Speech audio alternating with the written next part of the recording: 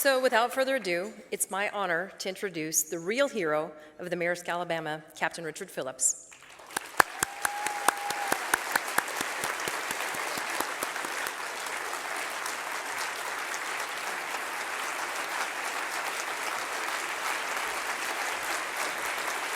Hi. Thank you. Thank you. Thank you. Well, that's a tough act to follow, Hollywood. But I'll try and do as I can. It was hot. I was nervous. Heck, I was scared. I really didn't know how it was all going to turn out. But enough about my wedding day.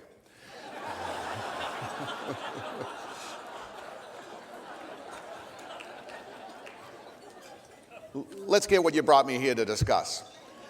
I guess I've always been a little bit different. For many of those who choose a career or life at sea, it's a legacy handed down through the generations, from grandfather to father to son or daughter. For me, it started not in a ship, but rather in a cab. In our time together today, I get a chance to share with you an extraordinary experience that affected my life, and we can examine how the lessons I learned in a unique situation can have an impact on us personally and professionally. But first, let me give you a little bit about my background. When I graduated Winchester High School in Winchester, Mass. in 1973, I wasn't like a lot of kids today who knew what they wanted to do. I graduated high school and I took a bunch of different jobs. One of those jobs was driving a cab in Arlington, Massachusetts. One day, I was coming back from Logan Airport. I was driving back through the back door, Chelsea, not the best neighborhood. I know that because I lived there later. And this guy hailed me over. I'm driving by, I pulled over, picked him up. He was wearing a leather coat, collared, button-down shirt, shined leather shoes, and pressed dungarees that impressed me in 1975, so I picked him up. He got in the cab, and I asked him, where do you want to go? And he said, I want some action.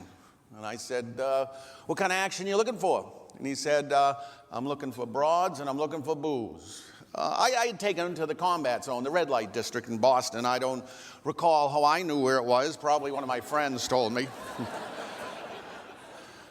It was only 10 o'clock in the morning, so I started talking to him. And I asked him, what do you do? And he says, oh, I'm a merchant mariner. I said, what's that? And he said, oh, I'm a seaman. I work on ships. And I asked him, that sounds interesting. Do you like it? And he says, oh, yeah, I like it. When we arrived at the combat zone, when he gave me a $5 tip for a mere $5 fare, it begat yet another question for me. How would someone like me get involved in the Merchant Marine? He gave me an address. I wrote away to it, but I never heard back from him.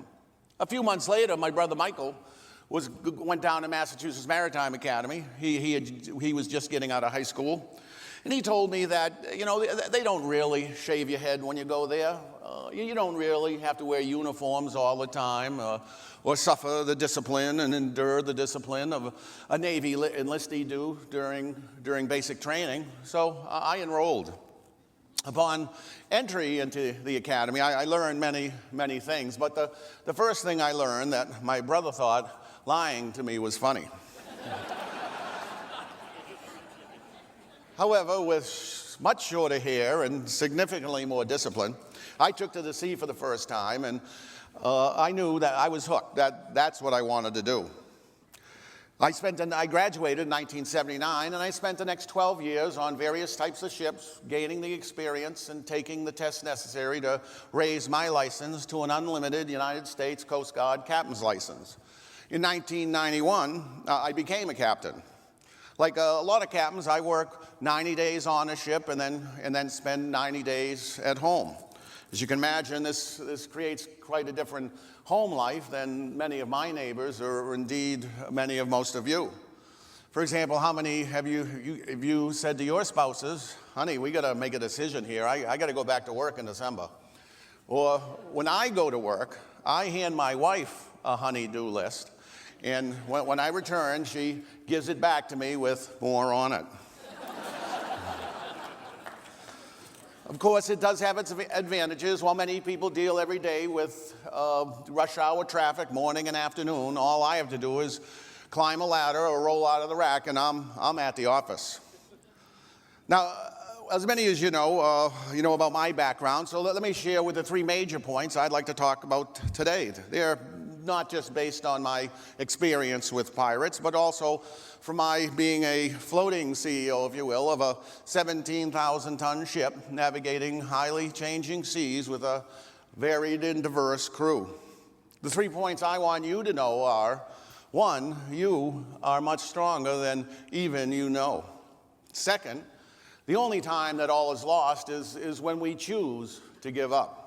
And third, a dedicated, motivated professional team can overcome most any obstacles or solve most any problem. Let's go ahead and begin our voyage. I had left Burlington, Vermont, and then I flew to Washington, D.C., then over to Amsterdam, down to Dubai, United Arab Emirates, over to Muscat, Oman, and 39 hours later, I ended up in Salalah, Oman. Many people ask me if there was anything different about this voyage of the many of the multitudes of trips I've taken through the years. And while I was leaving to go to sea, my wife was taken to the airport. She's an emergency room nurse, and she was running late. So when she took me to the airport, she actually just dropped me off in front, and we said our goodbyes there. It was the only time that we didn't actually walk into the terminal or the security station and say our goodbyes. Don't get me wrong, I don't think this had anything to do with what happened later in the voyage. However, part of my extraordinary motivation to survive at a later point was based on my belief that my wife would continue to say to herself, why didn't I walk him into the security station as I've always done? I was worried that she would play that casual moment infinitely in her mind if I didn't make it back. Well, after flying halfway around the globe, I joined the crew of the Maersk Alabama in Salalah, Oman on March 31st. I went through all the procedures normal in the turning over of a ship from one captain to another, and then we got underway for Djibouti. During the first full working day, I really focused on one of the main things I think a successful leader must do: hope for the best, but plan for the worst. As a leader, I'm not really interested in seeing anyone on my team fail, but I certainly want to, if we are going to be unsuccessful, I certainly want it to be while we're in a practice or training situation rather than while the real situation is facing us.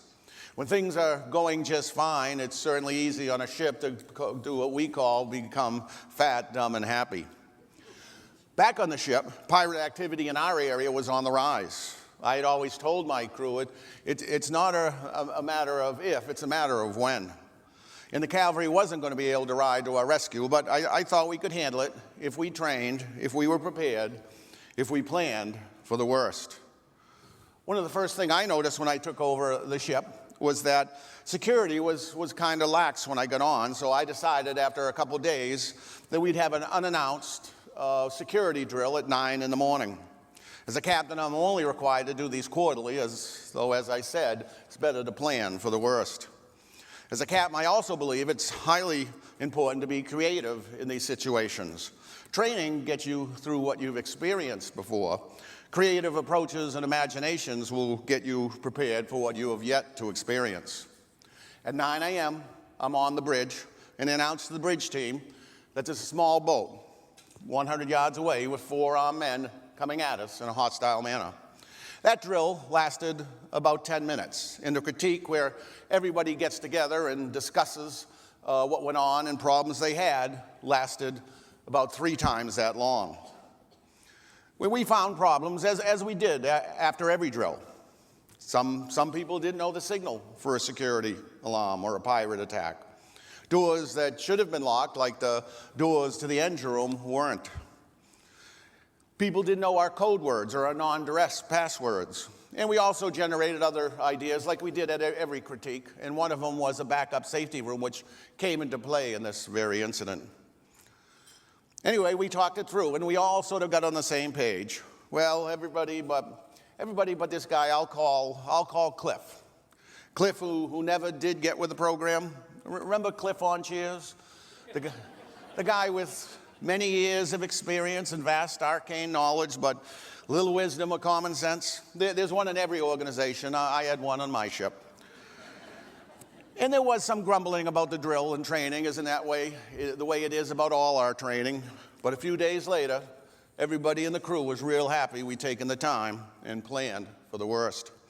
Now, picture, if you will, the vastness of the sea in the darkness of that very night, and a voice coming over our ship's radio saying, "Somali pirates coming to get you. Somali pirates coming to get you." This is what we heard the night before the incident. The next morning, about 06:45, one of the crew on the bridge spots a boat, a thin wooden boat with a high-powered motor on the back, astern of us about 3 miles, coming on fast, about 21 knots. We changed course. They changed course. We maneuvered, and they mirrored and did that same identical maneuver. It's pretty obvious what is happening here. We're in the area of the Indian Ocean where other ships have been taken and hijacked. The ships have been held for ransom, and the crews have been held as hostages, and some tragically killed. We understand the severity of the situation, and the mood of my crew ranges from highly concerned to blatantly terrified. We get on the ship's satellite telephone, which we learn later is basically an apartment in Dubai, United Arab Emirates, with 3 British guys manning the phone. You call them, and they call somebody else who calls somebody else, a piracy clearinghouse, if you will. The 3 British guys provide us with lots of great advice. We have someone with AK-47s bearing down on us, closing, and they're asking questions like, are you sure it's not a fishing boat? And I'm thinking, well, unless they're shooting the fish, probably not. Now the pirates are 2 miles away. We start getting our flares out, ensuring the doors are locked down, starting to account for some of the crew. By the time they are 1 mile away, most of the crew is up. We sound the alarm. We get this crew positioned to get to the muster room and back to the safe room. At a half mile away, we get the flares ready, and the fire hoses are charged and flowing over the side. The pirates keep coming closer. The 3rd mate starts shooting flares at the boat, trying to give them a problem, perhaps catch the boat on fire, and pretty soon I'm shooting flares at the boat also, hoping to give them a problem. Earlier I mentioned that one of the 3 points is that you are stronger than even you know, and it's at this part of my adventure with these pirates that it first came into play. You see, now the pirates are shooting at us, and I can hear the ping, ping, ping. It's the pirates' bullets making dents and ricocheting off the stack in the side of the hull. Now, my training as a merchant marine officer, as opposed to someone, say, in the military, didn't really include dodging bullets from semiotic weapons fired by pirates. However, as I discovered firsthand, when faced with a threatening situation, somewhere within us, we find the strength to do what must be done. And while I was the one who had to realize it on that day, I'm just as confident that you would have and could have done exactly the same. On the ship, we continue evasive maneuvers, but we can't shake them. They come up alongside of our ship. One of the guys in the boats is firing his AK-47 up at me on the bridge wing as I'm shooting flares down at him, trying to give him a hard time, when another pirate in the boat grabs a ladder, picks it up, puts it onto the side of the ship, and starts climbing onto our ship. By this time, it's just me, the 3rd mate, and another sailor on the bridge. Thanks to our planning, most of the rest of the crew is hidden below in the safe room. The chief engineer and engine crew are hidden in the engine control room and after steering, where they can take control of the ship by bypassing the bridge controls. And because of our training and drills that we talked about earlier, the doors that should have been locked are locked. We've prepared for the worst, and while the yet has yet to happen, we're as ready as we can be. One by one, the 4 Somali pirates climb aboard the Maersk Alabama. I don't know if they all planned to come on our ship as they were designing their missions. My guess is they failed to exercise the precise procedures that we had. In fact, I'm pretty certain that they had not gone through significant training for their mission. I know this because Their boat got damaged and overturned. They lost their ladder when they boarded us, and the boat and the ladder started sinking pretty rapidly. You don't have to be a sailor to know that a sinking boat is never a positive development on the high seas. However, now the 4 Somali pirates are all aboard the Maersk Alabama, and they have no way off our ship. Their boat is sunk. I believe this has made them even more desperate. And this began a slippery slope for the next 12 hours of tension, stress, hide and seek, cat and mouse, and Simon Says on a 508-foot ship. And unfortunately, we have become a part of history. At this instant, I'm the captain of the first United States ship attacked and boarded by pirates since the 1800s, and I do not consider this a good thing. In spite of all this, I've got to say the pirates were a happy group at first. Why? They learned we were a United States ship, and they even started high-fiving each other on the bridge, because they thought they were going to get a big payday from a rich American steamship company. At least that's what they thought. At sea, we can never count on anyone riding to the rescue. At sea, you can't pass the buck. Unless you yourself take action, a fire can be a disaster. A deep laceration can be a death sentence. A storm can be a catastrophe. You've got to be able to take emergencies head on, whether it's a broken bone or a pirate attack. The pirates were happy at first, like I said, and they made nice with us. But they soon discovered they had this one big problem. There were only 3 of us on the bridge with them, the 4 pirates, me, the 3rd mate, and a sailor, and they couldn't find anybody else. And the Maersk Alabama was now no longer moving, it was drifting. They told me to make the ship go. I told them I can't make it go.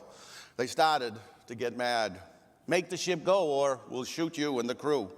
I say I can't because you broke it. I had to be strong enough to convince them that their problems were their fault, not mine. They're getting madder. Where's the crew? Where's the crew? They constantly queried me. And I'd answer, I don't know, I'm here with you. I don't know where they are. Then it was order the crew to come up here to the bridge now or we'll shoot you and the 2 crew. I did what I was told. Thanks to the security drill, though, the crew was aware of the safe or non-duress password. In other words, unless I said this safe word in my orders or direction or instructions, everybody in the crew knew to stay in hiding. Like playing an adult game of Simon Says. Well, almost everybody knew. There was a knock, knock, knock on the bridge door. Remember Cliff? The guy who never gets the memo? So now there's 4 guys with the 4 pirates on the bridge of Maersk, Alabama. After a while, the pirates have me lead them through the ship looking for the crew. On 4 different occasions, they constantly ask me, where are they? Where are they? And we'd go through the ship. We'd go through rooms and see cupboards and blankets thrown on the deck. We'd see clothes hurriedly thrown on the deck. We'd go through the galley and we'd see the coffee made, the bacon already made, the melons cut. It was really a Marie Celeste moment. And they constantly ask me, where is the crew? Where is the crew? I said, I don't know. I'm here with you. Then they take one of my sailors with one of the pirates to go find the crew. Once the pirate and the sailor go down below, my sailor takes them to the engine room, and my crew and the sailor take responsibility. They take action, and they take him as a hostage, the leader. So now there are just 3 pirates on the bridge with two of my crew and me. This dance goes on for about 12 hours. They threaten. They demand information. I keep saying, I don't know. I'm here with you. I don't know where they are. They keep getting more and more worried about the pirate, the leader, who's gone, and the Maersk Alabama keeps drifting. Throughout this whole process, I'm very clear about my responsibility. Protect my crew, my ship and cargo. I'm trying to figure out ways to do just that. As I discover strength in me that I really wasn't certain I had, and as I grow in pride about my crew and the strength and resistance that they are displaying. So we keep talking, the pirates, the crew and I, and we keep talking, and we finally come up with a solution. We'll help them get onto our rescue boat since they sank their boat when they boarded. Then we'll give them back their guy for me, and all 4 of them can steam off to Somalia. As it turned out, our rescue boat broke down, so that's how we wound up getting on a lifeboat. Now, this is the part of my talk where I have the pleasure of clearing up one of the biggest things the media got wrong. I didn't surrender myself as a hostage, some kind of sacrificial, heroic, fatted calf. I believe that my major responsibility was to get these pirates off the ship. I knew if I went with them, they could never get back on the Maersk, Alabama. They had lost their boat and their ladder. And that would mean that my crew, the ship, my cargo, my responsibility would be free and clear. In spite of everything that I had learned in my training as a captain, that I should have been the last person off the ship, I believe that that was the best way that I could protect my crew, my ship, my cargo, and ironically myself. The best thing I could do was get these pirates off the Maersk, Alabama. Somehow I knew that was the best course of action. The fact is, without the assistance of one crew member to get the boat into the water, they couldn't leave the ship. I decided that that crew member would be me. The deal was I would get them underway, we'd get off the ship, and then we'd go back to the ship and exchange their missing fourth guy, the guy they actually have in Terre Haute, Indiana prison right now, the leader, and we'd return him for me. We'd all agree that their attempt had failed, and we'd make the exchange. In all honesty, I knew there would be a chance that they might not let me go, but then I'd only be responsible for one guy, me, instead of all my crew. And I've always considered myself a lucky guy, not especially intelligent, brave, or any of all that, but I liked the odds with just me. So for me to leave my ship and to get on that lifeboat with the pirates wasn't surrender, nor was it something that I view as an act of heroism. It was my strategy, my action plan. It was my duty. And that's the way it played out. I helped them get off the Maersk, Alabama. They got their missing guy back, their leader, and then they didn't let me go. It's another lesson I learned. Never trust a pirate.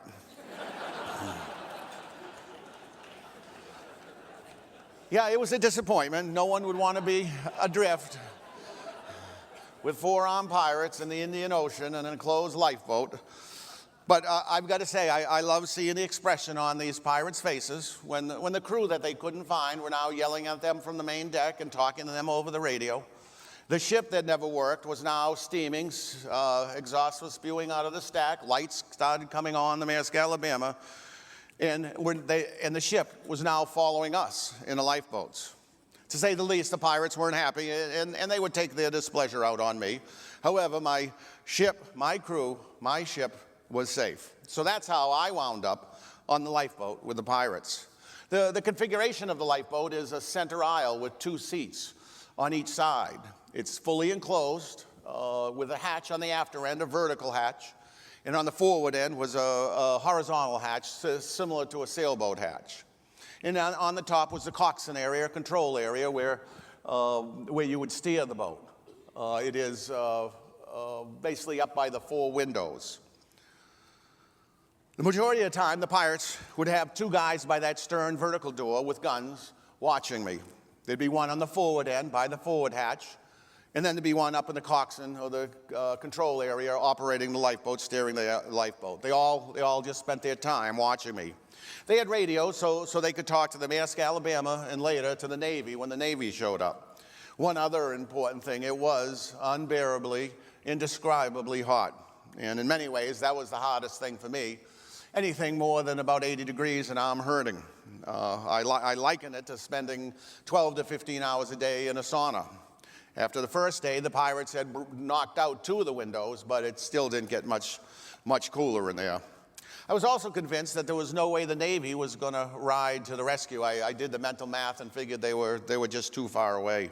However, I vowed I would not give up. If I gave up, I realized, and I truly just became nothing but a hostage, just something they could ransom for money or murder for notoriety.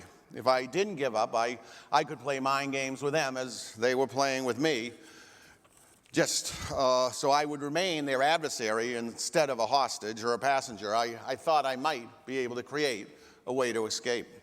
I knew the Maersk, Alabama was going to trail us for a while, so I had told the chief mate over the radio, if you see a splash, that's me coming out the back door, come and get me. As it turned out, I had to be flexible. I didn't get a chance to get away that first day. I had to be flexible, refuse to give up, and wait until early in the morning of the April 10th. At about 1 or 2 in the morning, one of the pirates by the stern door got up, walked forward, and lied down by the forward end of the boat. Pretty soon I could hear what I think was 2 people snoring on the forward end of the boat.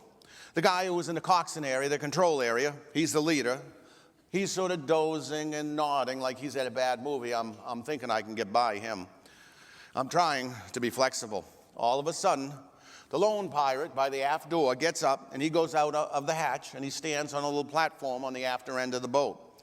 And I'm thinking, what in the world is he doing? Perhaps some of you have already guessed it. Even pirates have to go to the bathroom. But for me, there was one lucky fact in his call of nature. There's really no delicate or refined way to explain it, but this pirate is one of those guys who uses 2 hands, so that was very important to me. It meant he had to put the gun down. 2 sleeping, 1 dozing and nodding, 1 heeding nature's call. Well, I know I'm not going to get a better chance, so I flex my legs, I stand up, I take 2 strides out, I get by the guy in the coxswain position, I go out the hatch, I push the guy who's out on the after hatch, had to do it twice, and he goes into the water screaming. I turn around and dive in and swim away. Unfortunately, his screams awoken the other 3 pirates, and they could see me by the light of the full moon, so they came after me in the boat. I dive under the water and actually go under the lifeboat and try and come up away from them. I then would sit there in the water and just listen to their footsteps and yelling. I could hear them on the deck, running around the deck trying to find me. It's hard to see someone on a boat because you're basically right underneath them. So I would hear their footsteps and yelling. I dive back under and go to another place away from them.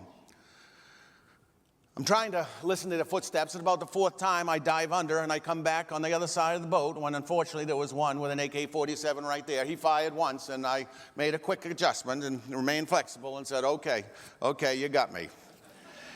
They took me back on board and they were not happy. Punches and slaps to the head, whacking me with a pistol, hitting me and trussing me up so tight today that I still have some scars and numbness today. Yelling and screaming, yeah, they were irate. But it's amazing what happens when you refuse to give up. I don't know why it works that way. I just know that it does. When you vow you won't quit, sooner or later something will happen to make your situation better.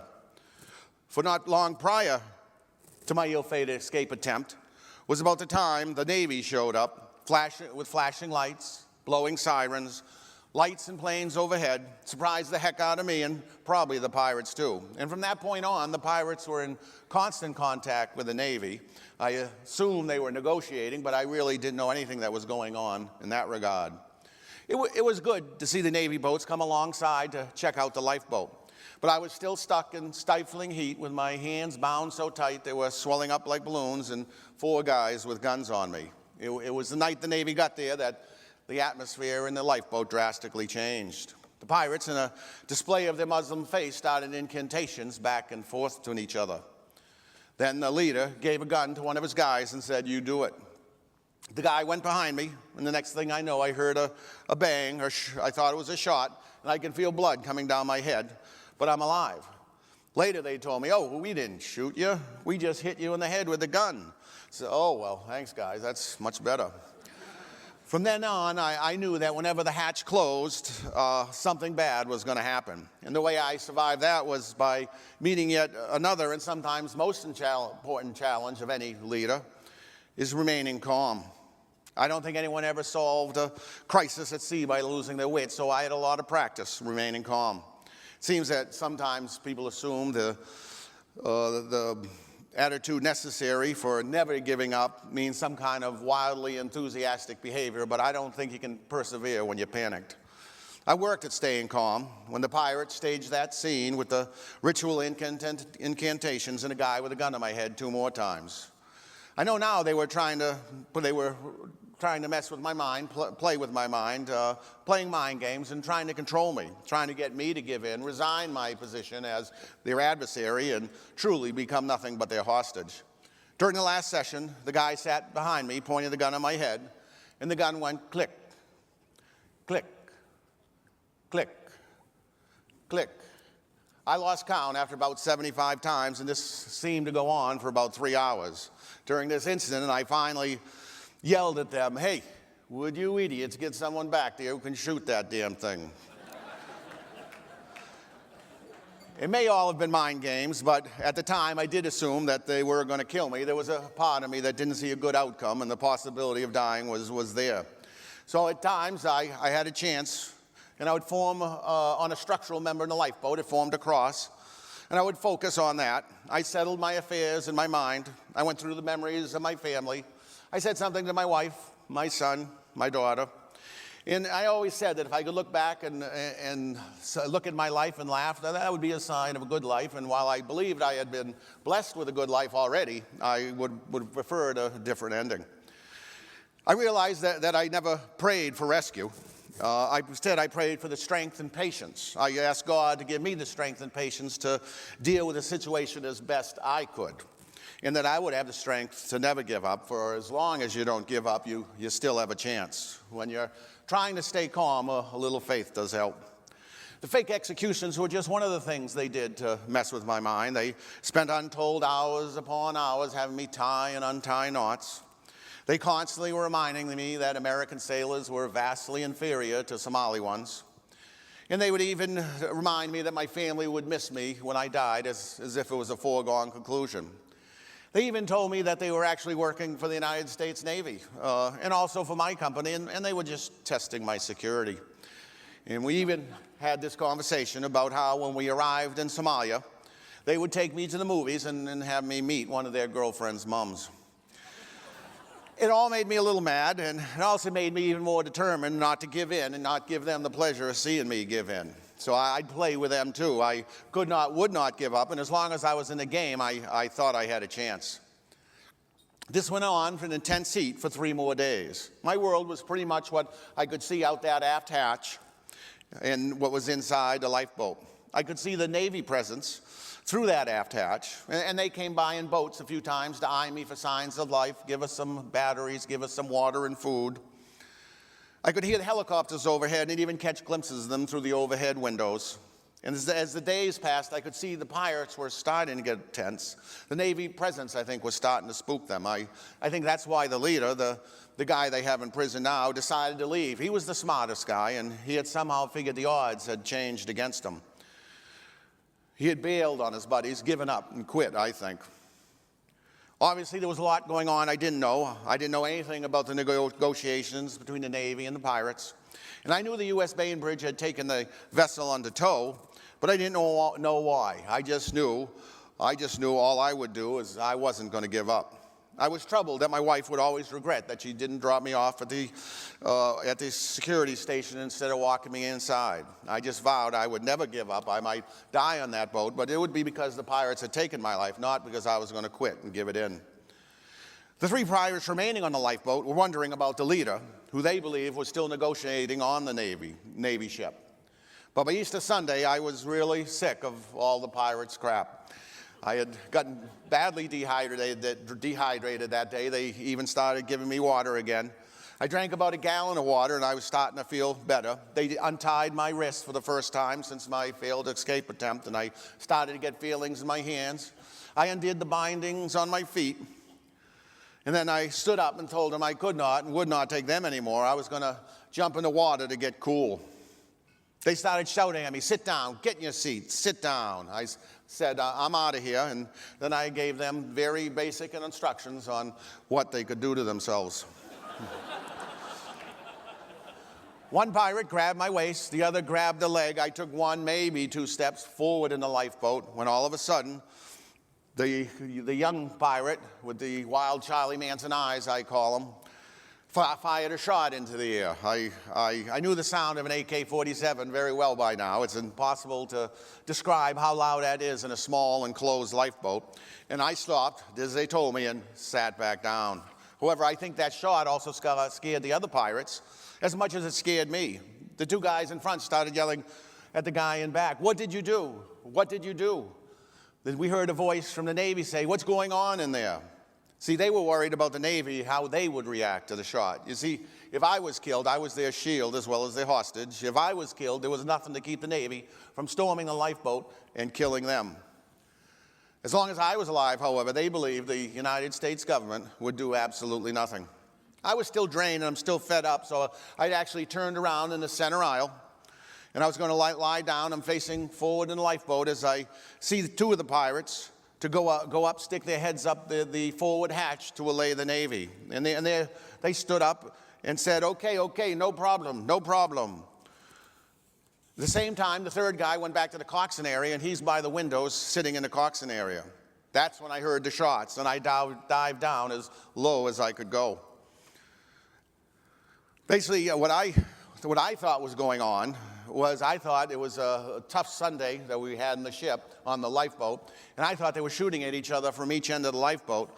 So I have my head down, I'm yelling, "What the heck are you guys doing?" There was a bunch of shots, not just the three that you heard about. One of the SEALs told me later that they kept firing in the lifeboat to make sure that the pirates would not get to me. They knew where I sat when they came by to eye me for signs of life, and I stayed in that seat. So they knew exactly where I was, and they shot around me. Seemed like it went on for a long time, but it was probably only 1 or 2 seconds. I got debris sprayed my face when it started. The pirate in the coxswain seat, when I picked my head back up, the pirate was on the deck, and he was taking his last gas. I knew he didn't have long, but you could tell he was on his way out. And then there was just silence. After days of constant taunting, heat, and torture, there was just nothing. Finally, a voice says, "Are you all right?" It's an American voice. And then he came down from the forward hatch. It was a U.S. Navy SEAL who slid down the tow rope to come to my rescue. Even then, it really wasn't until I was in the Navy rib boat alongside the Bainbridge being hoisted up to the main deck that I realized, hey, I'm out of there. I'm safe. I'm alive. I made it. And the real heroes of this story are those Navy SEALs who risked their lives to save mine. The dedication they have to one another and the precision with which they execute their missions proves beyond any doubt that a dedicated, motivated professional team can overcome or solve most any problem. We have things in common, you and I. We both constantly face challenge and change. Whether it's on the seas I encounter as the captain of the ship, or the changing seas of business and economy, we're all riding on ever-changing waves. And let me tell you from experience, you're better off to face that with a well-trained, committed crew than all by yourself alone.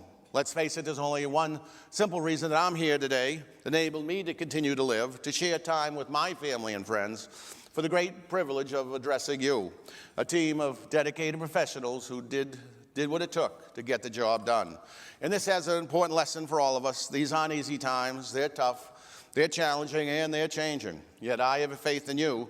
See, I know from experience that you are stronger than you realize, and if you commit yourself to see it through, to not surrender in the face of adversity, and to unite with your colleagues as a dedicated team, then you too can overcome any obstacle you face if you just do as the old poet said. When you're up against a trouble, meet it squarely face to face, lift your chin, set your shoulders, plant your feet and take a brace. When it's vain to try to dodge it, do the best that you can do. You may fail, but you may conquer. See it through. Black may be the clouds about you, and your future may seem grim, but don't let your nerves desert you. Keep yourself in fighting trim. The worst is bound to happen, in spite of all that you can do. Running from it will not save you. See it through. Even hope may seem but futile when with troubles you're beset. But remember, you're facing just what other people met. You may fail, but fall still fighting. Don't give up whatever you do. Eyes front, head high to the finish. See it through. Thank you, and may God bless you with calm and prosperous seas. Thank you. Thank you.